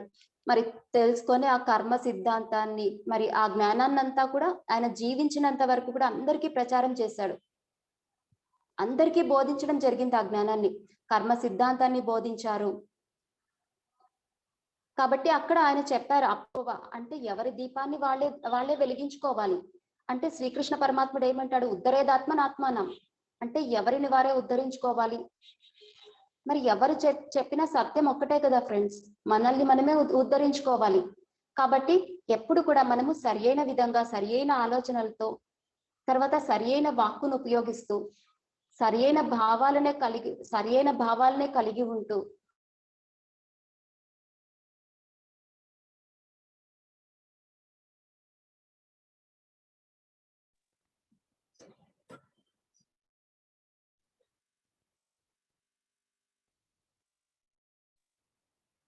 తర్వాత ఈ మాయలో పడిపోయి మనమంతా మర్చిపోయినాం. మనం శరీరాలు అనే భ్రమలో మనం జీవిస్తున్నాం కనుకనే ఈ దుఃఖాలు అనుభవిస్తున్నాం. కాబట్టి ఆనంద శాస్త్రం ఆనందంగా ఉండాలంటే ముఖ్యంగా మూడు సూత్రాలను మనం ఇక్కడ గుర్తు చేసుకోవాలి ఫ్రెండ్స్. ఒక్కటి ధ్యానం చేయడం. ఇప్పుడు చూడండి, మన దగ్గర ఎంతో డబ్బు ఉంది, కోటాను కోట్ల డబ్బు ఉంది, తర్వాత ఎన్నో వాహనాలు ఉన్నాయి, మరి ఎంతో ఒక 100 ఎకరాల భూమి ఉంది, మరి బంగారం ఉంది, అన్నీ ఉన్నాయి. కానీ తృప్తి మాత్రం ఉండదు, మనశ్శాంతి ఉండదు. మనశ్శాంతి లేకుండా ఆ తృప్తి వస్తుందా ఫ్రెండ్స్? ఆ తృప్తి లేకుండా ఆనందాన్ని పొందుతామా మనము? మరి ఆనందం కావాలంటే మనశ్శాంతి అవసరం, ఆ తృప్తి అనేది అవసరం. అందుకే ఆది శంకరాచార్యులు వారు అంటారు, అర్థమనార్థం భావయ నిత్యం. అర్థం అనార్థం చూడండి, అంటే ఇక్కడ మరి అంత డబ్బు ఉన్నప్పటికీ కూడా మనం ఆ తృప్తిని పొందలేము, మనశ్శాంతిని పొందలేము. డబ్బు ద్వారా ఈ మనశ్శాంతిని పొందలేం, తృప్తిని పొందలేం, ఆనందాన్ని పొందలేం. మరి ధ్యానం ద్వారా మాత్రమే మనము ఆనందంగా జీవించగలం, ఆనందంగా ఉండగలం. మరి నేను కూడా అంతే ఫ్రెండ్స్, ధ్యానానికి ముందు నా జీవితం వేరు. మేడం ఒక 5 minutes మేడం, 7:15 అయింది, ఒక 5 minutes లో క్లోజ్ చేస్తాం. ధ్యానానికి ముందు నా జీవితం వేరు, ధ్యానం చేసిన తర్వాత నా జీవితం వేరు. ఇప్పుడైతే నేను ప్రతి క్షణం ఆనందంగా జీవిస్తున్నాను. ఎటువంటి పరిస్థితులు ఎదురైనా ప్రతి పరిస్థితిలోనూ నేను ఆనందంగానే జీవిస్తున్నాను. కాబట్టి ధ్యానం ప్రతి ఒక్కరికి అవసరం ఫ్రెండ్స్, అంత గొప్పది ధ్యానం. మరి ఇంత గొప్ప ధ్యానాన్ని మనకు అందించినటువంటి మన గురువు గారికి మనం ఎన్ని కృతజ్ఞతలు చెప్పుకున్నా తక్కువే.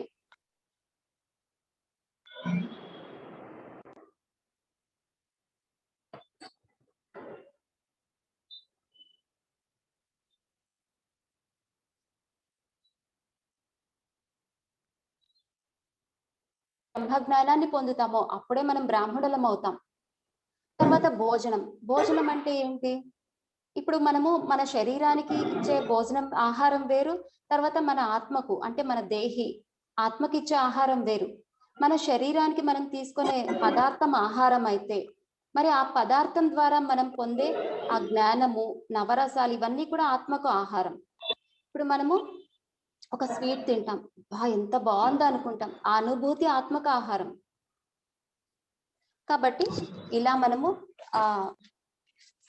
మన కర్మేంద్రియాల ద్వారా, మన జ్ఞానేంద్రియాల ద్వారా మన ఆత్మకు ఆహారాన్ని అందిస్తూ ఉంటాం. అంటే చూడండి, ఒక ప్రకృతి దృశ్యాలను చూసినప్పుడు లేదా సూర్యాస్తమయాన్ని చూసినప్పుడు ఎంతో ఆహ్లాదంగా ఉంటుంది, ఎంత బాగుందప్ప అనిపిస్తుంది. అది ఆత్మకు ఆహారం. చక్కటి సంగీతాన్ని వింటాం, చెవుల ద్వారా మనము ఆ ఆహారాన్ని మన ఆత్మకు అందిస్తున్నాం, ఆ ఎంజాయ్మెంట్ ని అందిస్తున్నాం. ఇలా మన కర్మేంద్రియాల ద్వారా, జ్ఞానేంద్రియాల ద్వారా మనము ఆత్మకు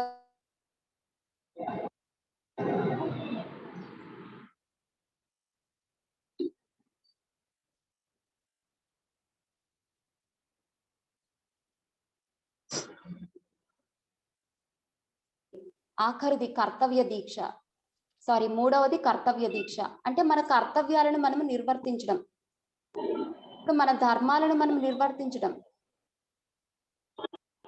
ధర్మో రక్షతి రక్షిత అన్నారు.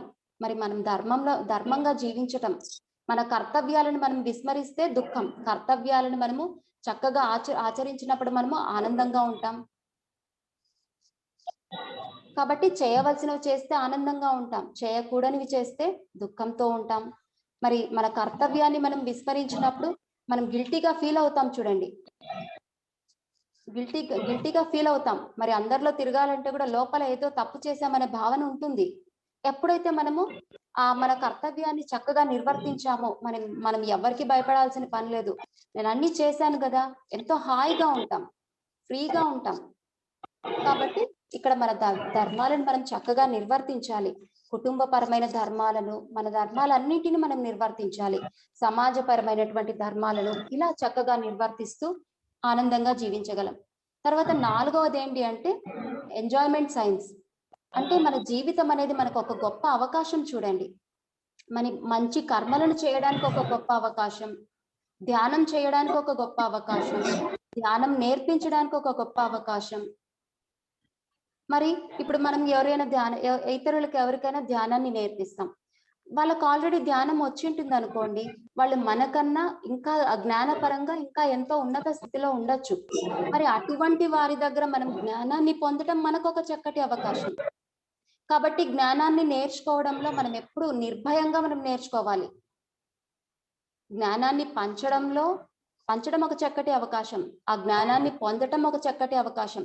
కాబట్టి ప్రతి క్షణం మనం నేర్చుకుంటూ, మనకు తెలిసింది మనం నేర్పిస్తూ ఇలా మనం చక్కగా అద్భుతంగా మనం జీవించగలం ఫ్రెండ్స్.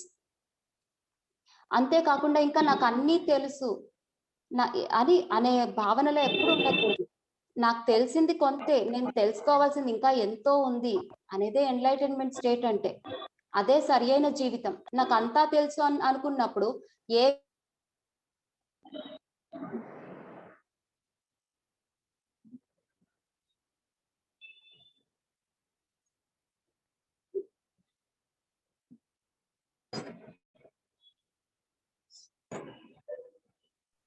కాబట్టి ఇంకా ఒక బుద్ధ భగవానుడి దగ్గరికి ఒక శిష్యుడు వచ్చి అడుగుతాడన్నమాట, మరి మీరంతా నేర్పించారు కదా, మీరు అంతా నేర్పించేశారు కదా, ఇంకేం లేదు కదా అనేసి.